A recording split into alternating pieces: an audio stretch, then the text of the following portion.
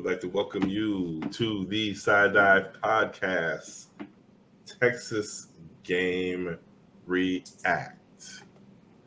Uh, the good guys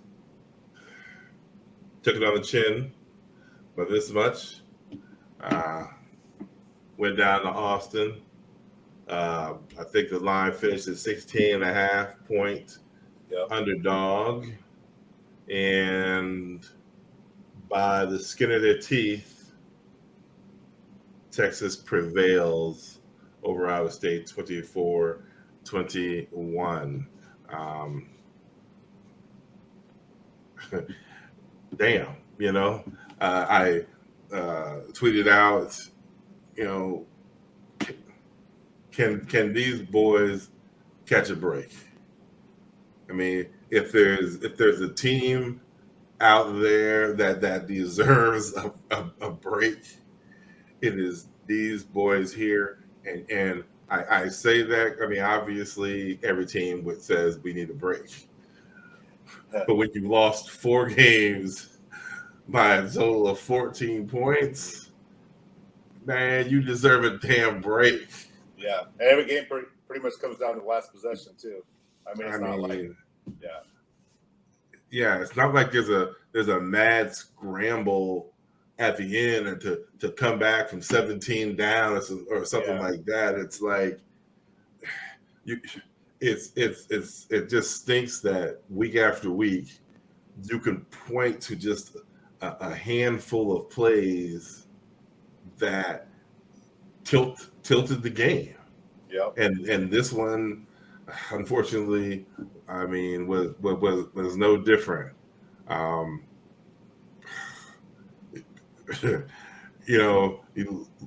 Losing hurts and it sucks, but losing to Texas is just that's just a little bit harder than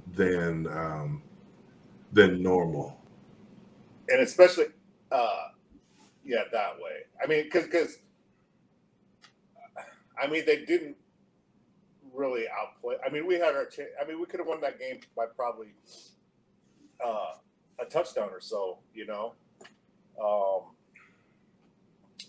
but they did it. Yeah. So, I mean, talk to them, but geez, yeah. I rarely go into the other team's message boards, but I did this time. And there wasn't a lot of gloating. Oh yeah, no. There was every time somebody got on there, started a message talking some trash. He always had like 5 or 6 people that'd be like, "Man, shut the hell up." Well, yeah, we snuck the hell out of there with one, and so that was good to see. Yeah, and for all the people saying that like Texas is a top 10 team and all this other crap. I mean, I even saw some. I forget who threw it out there, if it was Joel Cloud or whatever, about are they a playoff contender? Obviously they already have 2 losses, but it's like, come on. I mean, they'd have to run the table and get some help. Yeah, I mean, they'd have to. Guess what? Anybody with 2 or less losses is a playoff contender, depending upon what happens. Well, and nobody is a playoff contender with 2 losses unless your name is Texas. Yeah, but I mean, or you're in the SEC, right? And we could throw Ohio State in there too. But you were talking about. I even saw some national media people talking about us catching a break or whatever. I don't know if necessarily catching a break, but just how we keep losing these close games. So yeah, people. I mean, it's like this team could be 6-1. Yeah. Instead of 3 or 4. Yeah. Easily. Yeah. I mean, yeah. So I mean, let's dive. We can dive right into it. I was actually taking notes during the damn game. Oh, nice. Way to go. Because I mean, what else would a nerd like me do? With all of a sudden nothing. I mean, we start the game off, and Oh God, I was about ready to go mow my lawn actually. right off the bat. Yeah. I mean, you know what's crazy is I saw both teams line up, and this is what I did. I was sitting here, I was watching it on the computer, and I saw both teams lined up, and I just went, yeah, because I saw it coming. Oh yeah.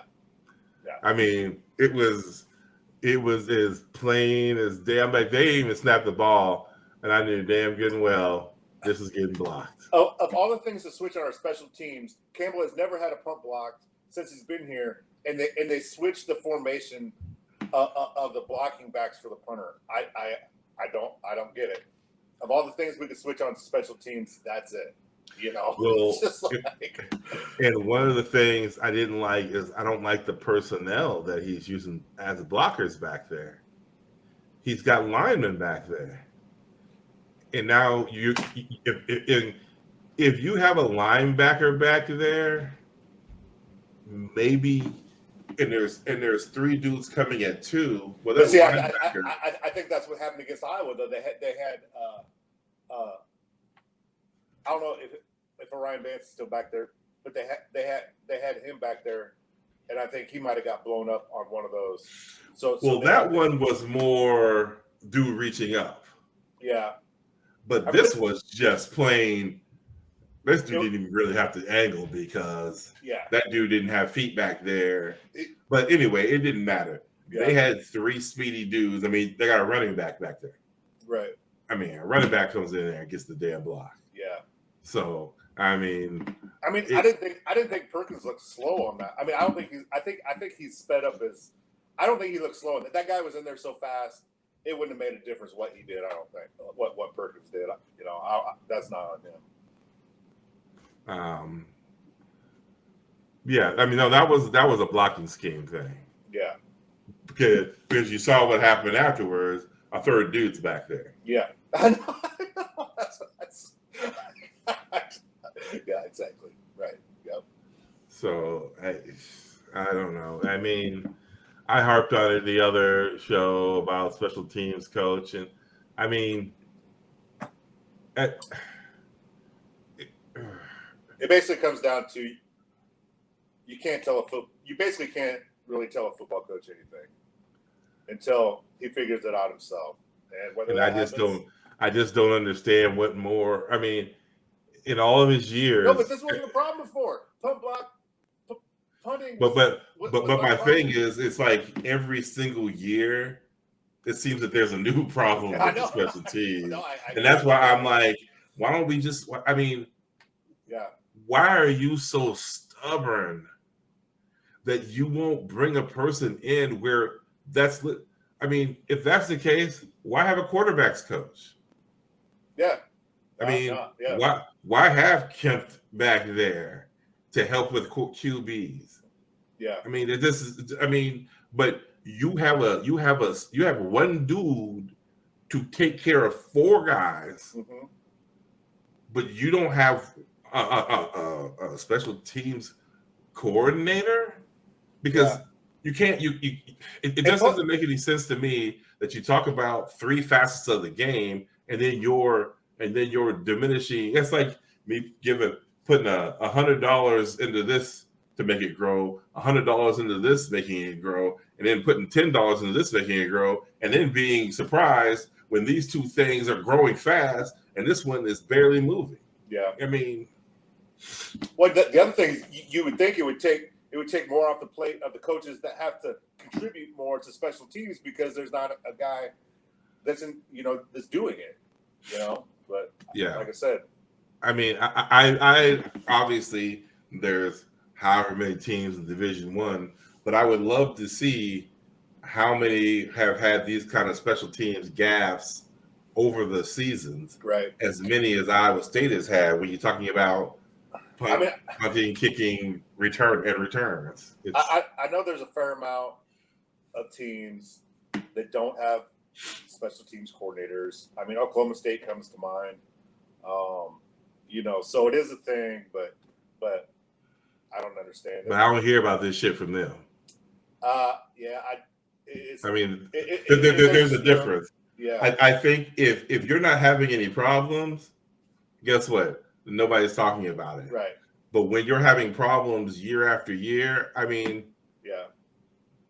hey, Jamie Pollard, maybe you need to sit down and talk to Campbell about, hey, man, I understand you don't think you need one, Well, I but mean, I know he switched on his. He had his longtime strength coach that he moved out and got Andrews in there.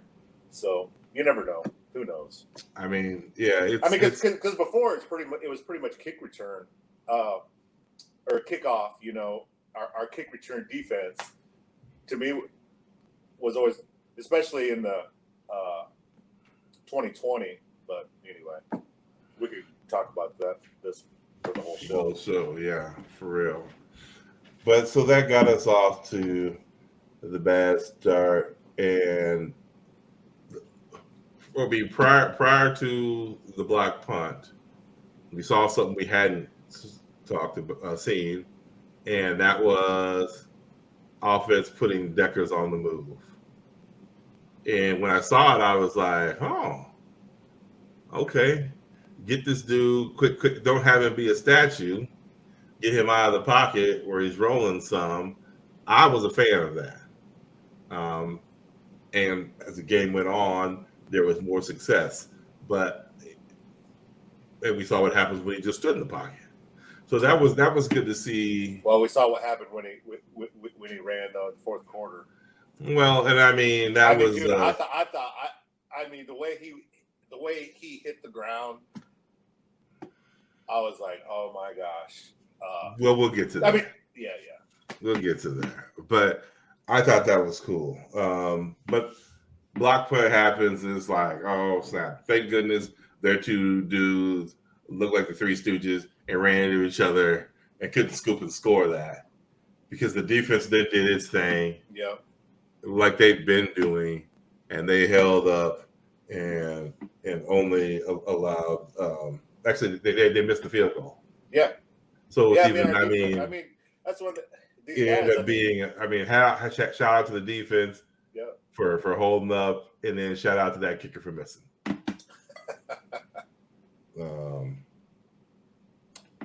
Then it's we lined it up for the 4th and inches. I was like, please don't go for this. Please don't go for this. And then we ended up punting. Worthy catches that long pass where Johnson stumbled. I'm like, oh, Johnson doesn't stumble. He knocks that ball down. Yeah. But, and then Ewers, that awful mistake by Ewers, and I thought, oh my God, here we go. This is us. Where he throws that ball behind, and we couldn't scramble to get on top of it. It's like, oh. Yes. Damn, that was awesome, though. I don't.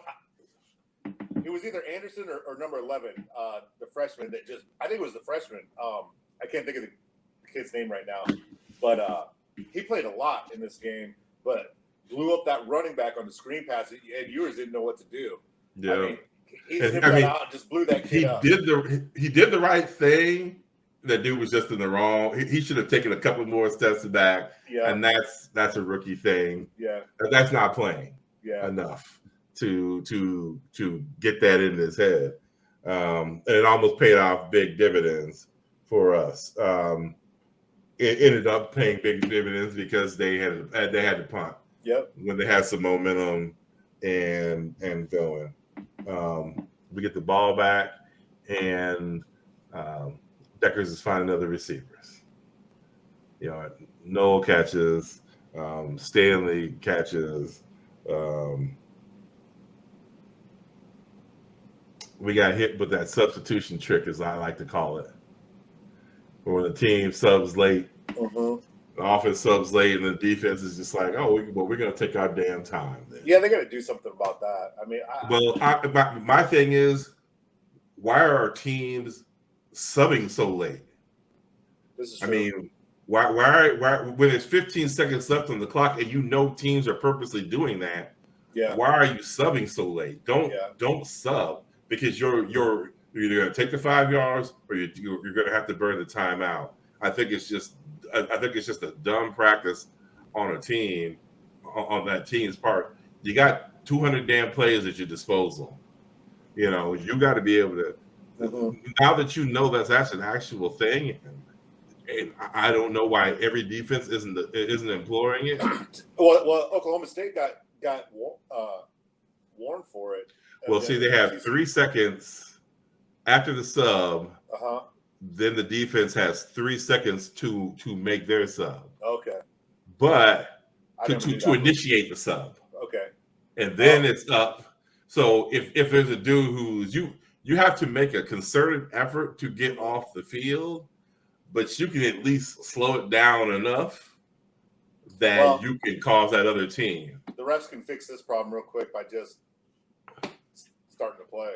You know, but let the offense start. And it happened to us. Yeah. We had we had one where we had 13 men on the field because I saw the 2 dudes because I watched the first half a little bit more this morning. And you know we got caught in that. Yeah. With the illegal substitution, but when we're on offense, hey, I mean sometimes you might just have to roll with your personnel, treat it like a 2-minute drill, so you don't have to waste the timeout or waste. And you saying that, I think Deckers is better like that when it's running like, you know, where things are going tempo. Yeah. Yeah, I agree. I think it gives them less time to think. Yeah, true. Yeah. And you're just going out and you're just playing. Yeah.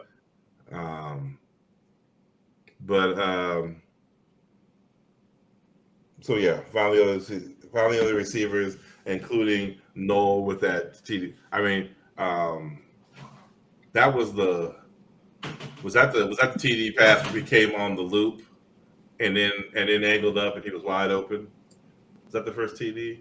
Was that the second one? No, I think that was the first one. The second one was a 54-yarder. Oh yeah, so that first one is it's funny because it's a play I love to do in my game, and that's to run that back, clear the dudes out, clear the linebacker out with an out, and then have that person. Usually, I use a running back coming out of that backfield on the angle, just like he ran, and it usually has that wide open. Even if they're playing a zone, because they're seeing that tight end go out or somebody else going the other way, and they're not really paying attention to somebody coming out of the backfield that late and angling in. And it's a play that, I mean, at the least, it's going to get you about 5 yards. Yeah. You know, it was a perfectly called play there. I remember the announcers were like, he watched him all the way. I'm like, yep, he did watch him. Wait. You mean they were talking about Iowa State? Yeah.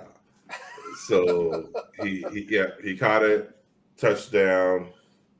We got momentum. First quarter ends, you know, you win the corner. Boom, there it is.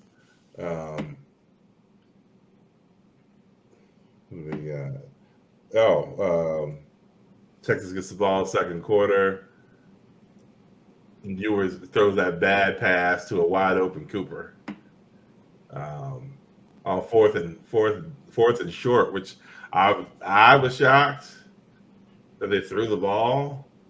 That really surprised me. Yeah, supposedly. I mean, if you think you have the best running back in the nation in your backfield, you know, which they finally figured out in the second half, but yeah. We get the ball, driving down, and then that's when tragedy struck. And this is definitely where the game turned. When Deckers throws that interception. Oh yeah. And I mean basically it was a 14-point swing right there. I mean Hanekom was dead wide open. I mean, and that dude, if he had waited half a second more, that linebacker would have cleared enough, or Hanekom would have cleared that linebacker where it wouldn't have mattered. Yeah. I think he saw it. He got a little anxious and he threw it too early because half second more, that linebacker was no longer an issue, but I know he was upset. I know he was upset with himself. Yeah. I mean, there was a lot of traffic there, but yeah, I can see where you saw that. So yeah. So now you got the big first turnover. You know, they get the ball, they get that roughing penalty. yeah, I mean, hey, NCAA, while the NFL is now looking at their roughing policy, maybe you might want to. Hey, since you're obviously not going to do anything about your targeting penalties, maybe take a look at the roughing. yeah. I mean, I don't know how you call driving him to the ground when the Cyclone defender ends up underneath the Texas quarterback. Yeah, I mean, drove him to the ground underneath. I mean, if anything, he got anything. Maybe he should have. Maybe Texas should have got 15 yards for our player actually saving this dude. I mean, he grabs him, and as they're going down, he actually turns. Yeah, ends up on his back, right. and Ewers lands on him. But I mean, like everything when it comes to refereeing, it's in the eye of the referee, and we all know how that nonsense goes. And then we got burnt with our own play, the wide receiver screen. And then the touchdown came. When Worthy caught that touchdown, I thought for sure, who's number 10? That's Porter. I thought for sure if Porter looks, if he looks for that ball, that's a pick, or at least a batted down. He was there. All he had to do was turn at the right time. And that's a lack of being a DB. Well, yeah, he played offense last year. Yeah. But, I mean that's like we said with yours in that pass. This is an inexperience of playing that position. And Worthy's the second best receiver in the Big 12. Yeah, I mean, we're not talking about he wasn't covering me. But yeah, if he was a 2 or 3 year veteran of playing in corner, that would have probably been an incomplete at the least, a pick at best. Yeah, because it was there. They got the touchdown. It's 7-7. Then it was crazy. We get the ball back, and Noel drops 2 passes in a row. I was just like, ooh, this isn't going good for us. I mean, this dude drops two passes in a row, and then Decker's missed X on that fly route. And I was like, oh, that was going to be in the end zone. Was that the one he kind of threw out of bounds? Yeah. Yeah. I'm like, if that's inbounds, boom. Yeah. It's kind of what I was saying when we were playing Texas Tech. They're not giving help over the top. They're telling their D-backs, no, you got to cover him one-on-one, which we don't have in the running game right now. So I don't know why. But they were telling those corners, you got to go one-on-one with this dude. And he's beating dudes. That pass just wasn't on target. And I thought it would have gone for 6. And, we would have been all right. But we weren't. They got a touchdown. It's 14-7 at half. But I thought they had all the momentum. But we had that one turnover, and then boom. I thought the wheels were coming off. Kind of looked like it there in the second quarter. Yeah. And then that third quarter started, and boom, they started rumbling. They were able to start getting Robinson going, and he got going. I mean, he was getting 5 yards a pop. I mean, he was making he was getting steady chunks of yards, but they still weren't easy runs. No, Just a player like that makes those plays. he started making. Yeah, you're right. He started making these plays. Yeah. Using his shiftiness and all that. And, well, hell, the biggest one he had was that pass he caught over the middle, to set him up for that touchdown. It was just like, holy cow. I mean, you can't do much about that. A running back out of the backfield making that catch. I mean, you tip your hat and you're like, damn, you hope he drops it. Yeah. Because you're not expecting it to be caught. Because Johnson was right there. I mean, yeah. He basically one-handed it. Yeah, so that's one of those you just tip your hat to the guy. I mean, you can't. Yeah. There's absolutely nothing you can do about it. I don't care if Dion could have been back there covering. I mean, that dude made a hell of a. He made the catch he had to make. Mm-hmm. But he got, I shouldn't even say he. They got that running game rolling in the second half, and quite frankly, it actually proved to be probably what won them the game. I think so, because we started getting wore out. It was just, we were constantly subbing. I don't think I'd seen McDonald. Well, it kept our offense. It kept our offense. They never really stopped our offense. No, we just weren't out there. Right, exactly. so that's why it was a huge deal, Yeah, they did to us what we talked about we wanted to do to them, and that was try to get some semblance of a run game and keep it out of their hands so their running backs couldn't get the ball. Well, their running backs, they came out trying to throw more than run, but overall they finished with 43 rushes for 215 yards. Yeah, and didn't Robinson have he probably had close to 130, didn't he? Yeah, 141. Yeah. So, yeah, that's the game right there. Right. And actually, no, 135. I'm sorry. I was looking at the gains. They also had 24 yards and losses.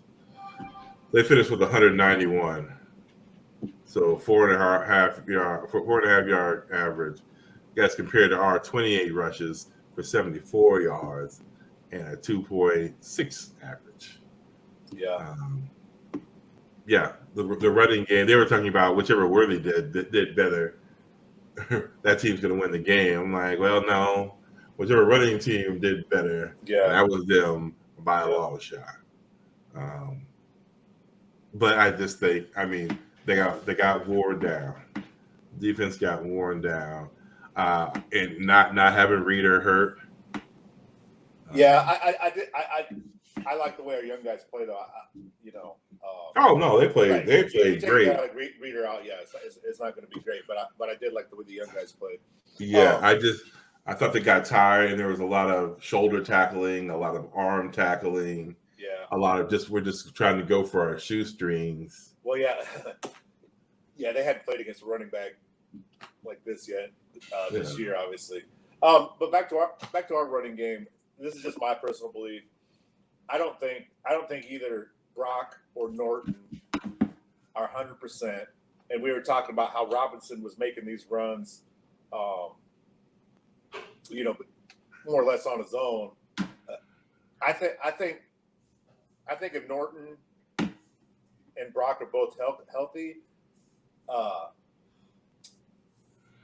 they can make those physical runs where they're just getting those extra yards on their own. Silas and Sanders just don't have the size to do that, And you could tell on those there were some third and shorts where it's like, man, Brock's here, everything's a little different. If he's running and healthy, everything's different. Why? Because we saw that early on.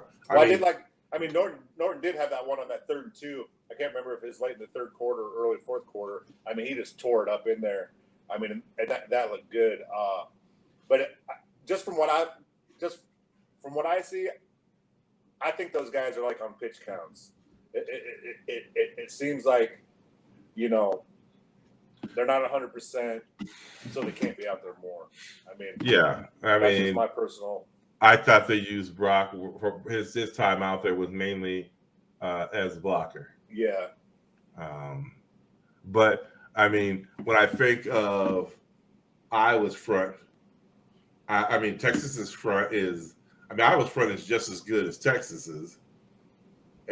Iowa's might be better, but I mean, you could tell what a healthy Brock did against Iowa's front. yeah, And that's what we didn't have a healthy Brock against Texas's front. yeah. I think that helps change the game Mm-hmm. if he's 100% healthy and ready to go. Well, even against Kansas State, I mean, yeah, it's just There's just plays that he has, or even against Kansas, the ability to make that we don't get made. But you know what? I mean, we didn't make them, and their running game got it done, and ours didn't. Yep. But I mean, you speak of pitch counts, and I guess we need to know. I mean, Deckers ran the ball 8 times, which I was fine with. Silas ran it 10, Norton 6, Brock and Sanders both had 2.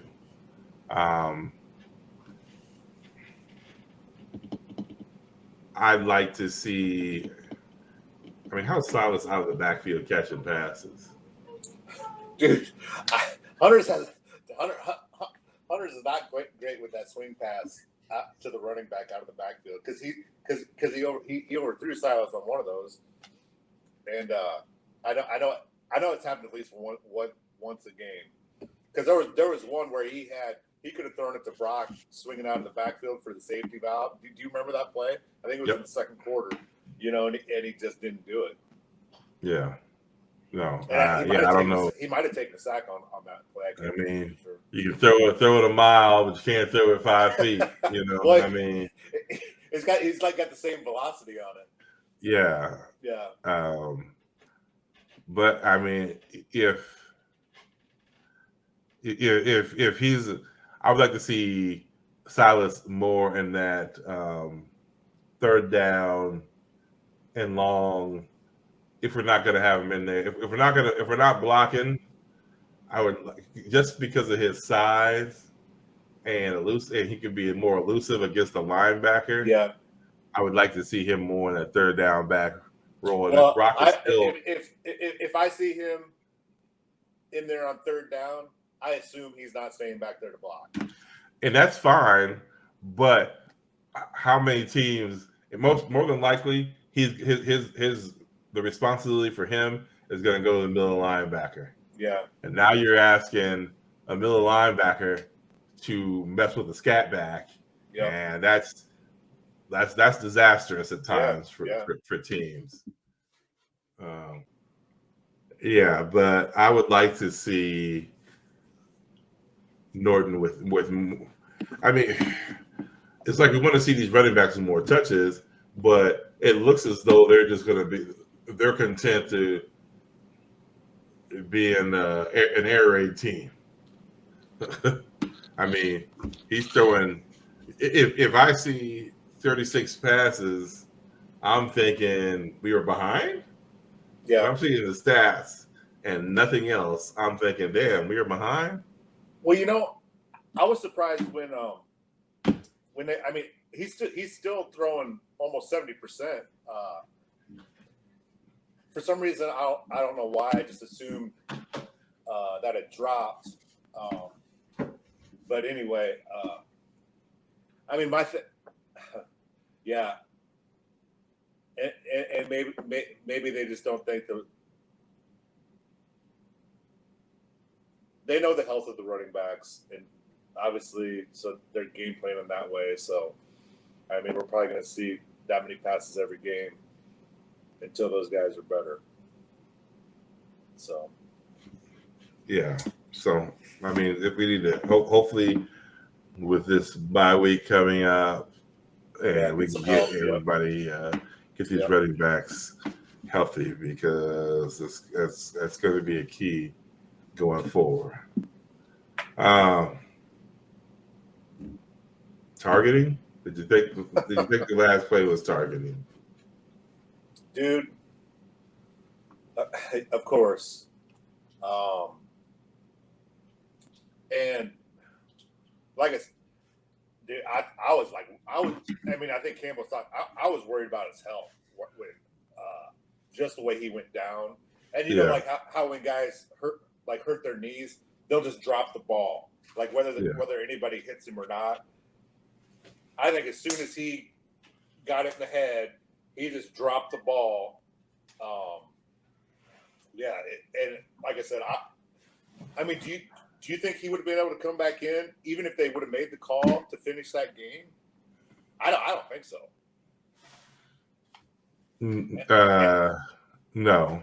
Yeah, and that goes back to, obviously I said in previous podcasts that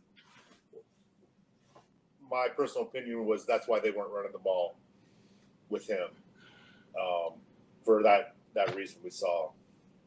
But I just hope he's okay. I mean, he didn't look bad after he got back to the sideline, because he wasn't. I think it more startled him. Yeah, he was up and around. I think it more startled him, right, than anything else. I mean, that's one of those situations where it's like I say, quarterback coach, are we not teaching this kid how to slide?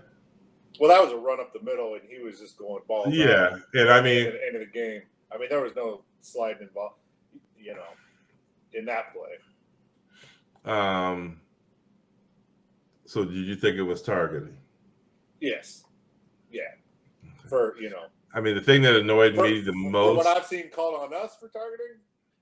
I mean, therein lies the problem when I hear other fans talk about you guys are always complaining about targeting, and my thing to them is like, do you obviously don't watch Cyclone games enough to know we've been called for targeting in all different kinds of way.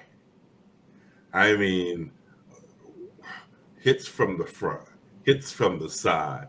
I mean, we're getting if they did a manual on targeting, they just need to pull up our fucking games, because go back to the Big 12 championship. That like all these Texas people were saying he led with his shoulder. It doesn't matter if you lead with your shoulder if you're going to the head and neck, because that's what Isheed Young did in the Big 12 championship. When the Oklahoma guy Stoops, had his back to him. Yeah. And he hit him with his shoulder, but he hit him in the neck area. So, yeah. So I'm like, that's why we're complaining, because we don't have any. You haven't given us any concrete proof on what targeting actually is. When we get a player hit in the head and neck area, and sometimes it's not even reviewed. Yeah. So I mean, hey, to all you other fan bases, you'll have to forget. Please go back and watch. I'm sure if you YouTubed, somebody probably got some videos up on there showing examples. But you'll have to forgive us if we're a little skeptical on people and their targeting calls, because it's kind of like when we get block charge calls in basketball. Dude, I was thinking the same thing. I was going to say that. I mean, it just seems that, sure, we all know these are subjective calls, and it's in the eye of the beholder. But we're just wondering why the eyes always see that we are in the wrong and nobody else is. And I'll take Baylor, West Virginia. Dude, yep. That was brutal. Baylor, West Virginia. I saw a Baylor dude do what they did against us. It was the same guy. It was nothing. There was no flag. There was not even a review, and it's that like that was way clear. It was on the sideline to a receiver, and the dude literally puts his head down and hits the guy right in the head. So it's like I don't know. So yeah, I mean, they can say what they want. I mean, I even thought the fumble was. I mean, first of all, with where the fumble is concerned, how does the field judge? That was my only deal with it. Who's way down the field? How are they coming running in and making a determination? You see how emphatic he was about it? Yep. Oh my God. I thought he was going to jump up and down and start doing jumping jacks. That dude acted like he was fired up. I mean, it was just insane. And I mean, he's literally jumping up and down, going like this. Yeah. Feet off the ground. Oh my gosh. So, yeah. And you know what the crazy thing is throughout all this stuff, we still had a chance to win. Yep. And I tell you, we had they don't have the stat in here, but I believe we had either 5 or 6 drops, pass drops. Hey, before we move on to that, just one quick question, and we don't need to spend a bunch of time on this, but there was a lot of fans on Twitter going, Campbell needs to go scorched earth in the post game. What do you think about that? I mean, and say what? Exactly. I mean, say what new? Yeah. Say, here's what you do. It's like you want my comments on the lack of targeting. Go see this game. Yeah. Go see my comments from Baylor. Yeah. Go see my comments from last year's Big 12. Go see my comments from. I mean, it's one of those. I mean, it'd be like, here's what I did. It'd be like going and asking Charlie Brown how he feels after Lucy pulled the ball away. Yeah. Well, it's a no-win situation. You can go in there and get a fine or whatever. Yeah, keep your money. Show how pissed off you are, but it's not going to change anybody's mind. It's not going to change the outcome of the game. Yeah. The people that believe you still believe you. The people that don't believe you, I mean, think you're and guess what? I mean, here's the only thing he could have said that would have made me chuckle or laugh or smile or whatever is if he said, "Hey, to Big 12, just keep your letter." Yeah. If he'd have said something like that, I'd have cheered and applauded that. Yeah. That would have been scorched earth for me. Yeah. For him to be like, look, don't bother. Save yourself the postage. Yeah. Email it if you have to, but don't bother sending us a letter. Yeah, but like you said, we could have won the game before that play happened anyway, but we didn't make the play. But yeah, we had uncharacteristic more drops than we've ever had, I believe. But that big one, I mean, that was dropped the pop fly. But those catches he made on third down, I'm like, holy. Well, first of all, I'm like, how does this guy get open? If whenever there's a star open, it's if I'm an opposing fan, I'm like, how come we don't just have 3 guys just following this one dude? Yeah. So to me, that sucks. He knows it sucks. Yeah. I mean, here are the things. If Deckers doesn't throw that interception, I think we're whooping their ass because they would have been done. Yeah. Texas would have been absolutely done. Yep. If we're up 14-0. Yeah, because then they're not going to try to stay with their running game. No. They've got to start. Ewers has got to win them the game. Yeah. He's fully capable of winning it, but the way he was playing at that moment, at some point we would have. He was not. We're again and we would have made a mistake. Their fans said it themselves in those boards.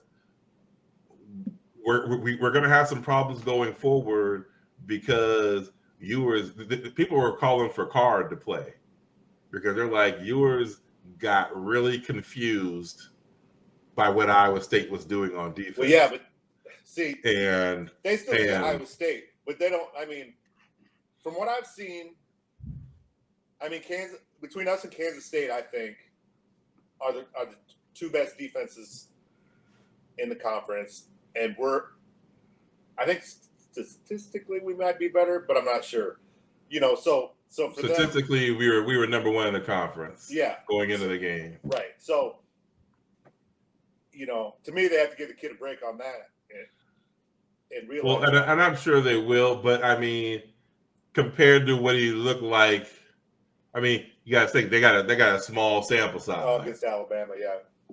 You know, I mean, they're saying, you know what, he was cooking against Alabama and then goes down. Mm-hmm. Then he comes back and just mauls OU, and then he comes out against Iowa State, and they're throwing looks at him, and he looked raggedy, and he was looking raggedy until they got that running game going, and then all of a sudden he looked comfortable.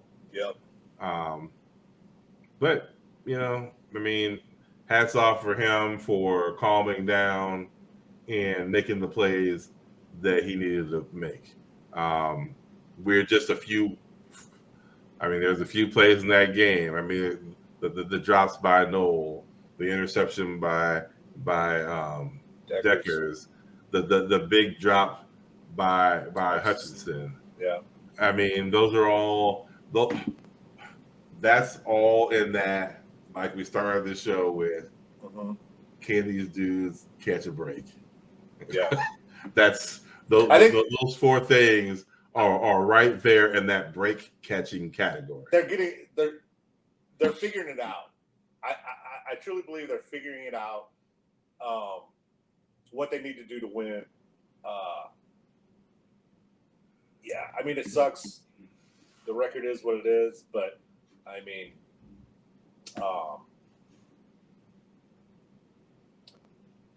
I like watching them because they don't. I mean, crappy stuff happens, but they do not. They keep coming back, you know. So, yeah. And they're gonna. I mean, knock on wood. I mean, I think they're gonna get some wins because they need it. I think we've seen the best defenses that we've seen. I mean, Oklahoma State is okay. The rest of these defenses they play us well. Oklahoma State plays us well, though. But the rest of these defenses are horrible pass defenses. Yeah. I mean, OU's bad, West Virginia's bad, Texas Tech's bad. Yeah. But it's another one of those things. If teams can get a run game going, yeah. You know, but I mean, I think the run game is. I mean, you just had a freaking awesome running back. Yeah, you know, it wasn't their offensive line controlling us. I don't think. So, I don't know. I mean, yeah, they fought, which is all that you ask. I mean, everybody put it on themselves in the post game comments. Yep. I mean, Deckers put it on himself. Hutchinson put it on himself. You know, it is what it is. Yep. You just hate to keep seeing it. That's all. Yeah. Yeah. I mean, that's all it is to it. You hate to keep seeing it. So, you know, I mean, 3-4. 3-4. And we gotta win 3 out of 5. Got OU, West Virginia, Okie State, Texas Tech, and TCU coming. There's 3 games in there at least. Yep. There's at least 3 games in there. So now it's just time for these boys to just. We've seen them go on those type of runs before. You know, take this week. Yep. Get healthy, you know, recover, and come out ready for OU in 2 weeks. Man, Halloween weekend. Let's be scary. God, I hope that is a night game. I got a bad feeling it's going to be an 11 o'clock game, but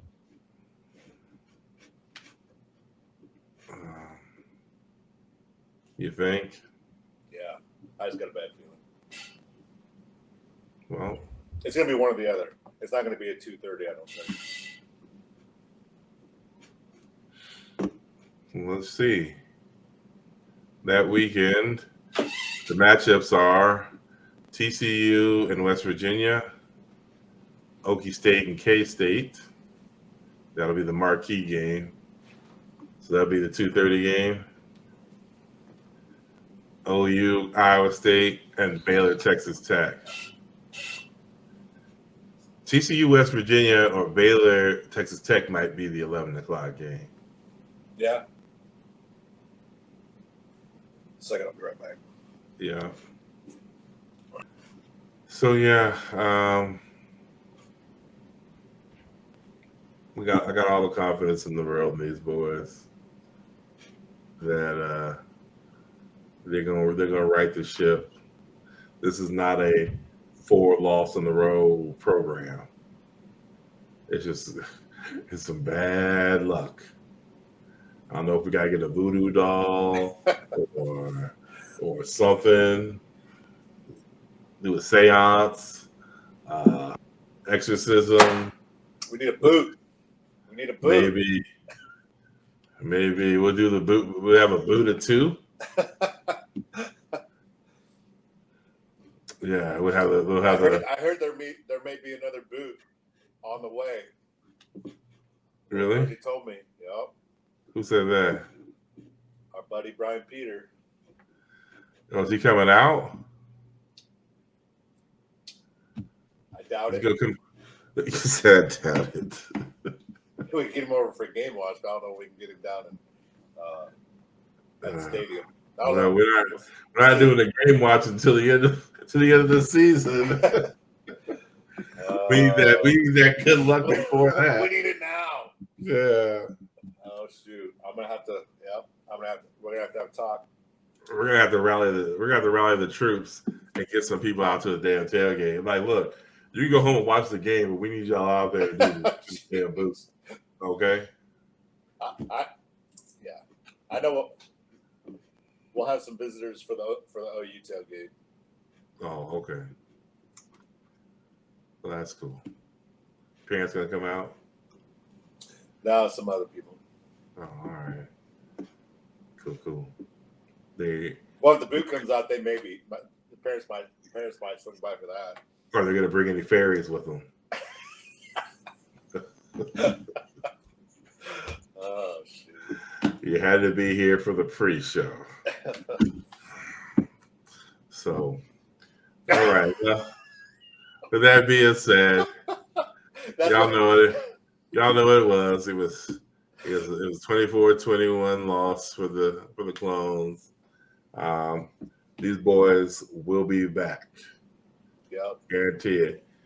So there will be a show on Wednesday. Ooh, I'm gonna be cutting that close because I'm going out of town. Y'all people enjoy your bye week. And but you'll still hear from us. You just said you're going out of town. That's what's going to fix everything. You need to go out and have a big Vegas blowout. I'm gonna get my rest and relaxation just like the Clones. Yeah, I need to do that. Vegas style. There you go. All right, you know how we get down. Go Cyclones. Go Cyclones.